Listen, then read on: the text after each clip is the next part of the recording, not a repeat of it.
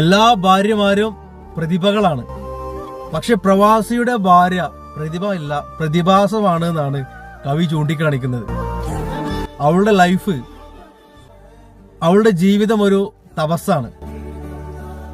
സ്വന്തം മഹർ തന്നിട്ടുള്ള താലി ചാർത്തിയ ഭർത്താവിനെ കാത്തിരിക്കുന്ന വർഷങ്ങൾ നീണ്ട തപസ്. ഇന്നവൾ കുട്ടികൾക്ക് ഉമ്മ മാത്രമല്ല, അച്ഛനും ഉപ്പയും കൂടിയാണ്.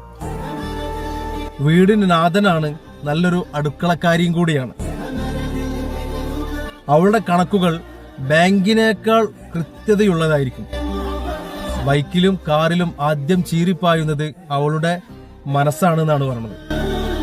അവളെ പറ്റിക്കുക, അവളെ കബളിപ്പിച്ചുകൊണ്ടൊരു ജീവിതം സാധ്യമല്ല. കാരണം അവൾ നിങ്ങളെ വിവാഹം കഴിച്ചതിന് ശേഷം ജീവിതം പഠിച്ചു കഴിഞ്ഞു എന്ന്.